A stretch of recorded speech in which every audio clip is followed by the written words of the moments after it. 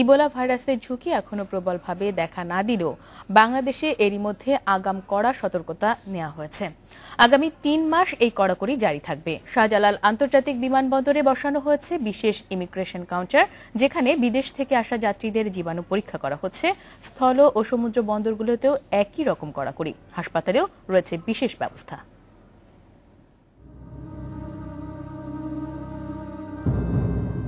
Ebola virus আতঙ্ক এখন পুরো বিশ্ব জুড়ে। বাংলাদেশও সতর্ক। প্রাণঘাতী এই রোগের সংক্রমণ রোধে নেওয়া হয়েছে প্রতিরোধক ব্যবস্থা।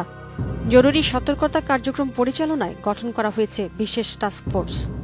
সাধারণভাবে আমাদের মানুষজনকে সজাগ করা এবং আমাদের নানা ধরনের মানসিক প্রস্তুতিটা যেন থাকে, অর্থাৎ অবস্থা অনুযায়ী সেইভাবে একটা সতর্কতা তৈরি করা, যে যদি কেউ আক্রান্ত হন, আমরা যদি তাকে শনাক্ত করতে পারি, তাকে আমরা ম্যানেজমেন্ট ইন আইসোলেশন যেটা আমরা বলি, যে আলাদা করে রেখে ব্যবস্থাপনা করা, সেটার জন্য আমরা সিদ্ধান্ত নিয়েছি যে কুর্মিটোলা আমাদের যে হাসপাতাল আছে, সেখানে আমরা একটা 20 শয্যা বিশিষ্ট ওয়ার্ড আমরা প্রস্তুত করছি।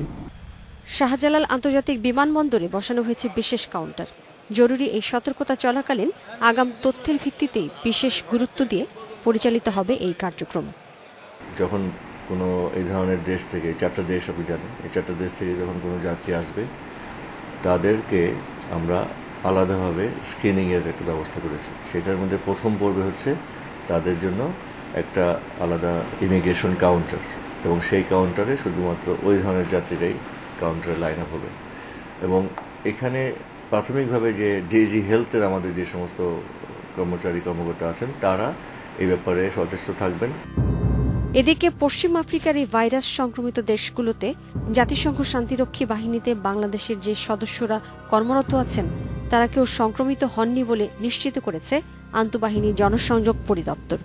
বাংলাদেশের সশস্ত্র বাহিনী এই বিষয়ে জাতিসংঘ সদর দপ্তরের সাথে সার্বক্ষণিক যোগাযোগ রাখছে বলেও জানায় তারা। Mahmuda Moumita, independent news.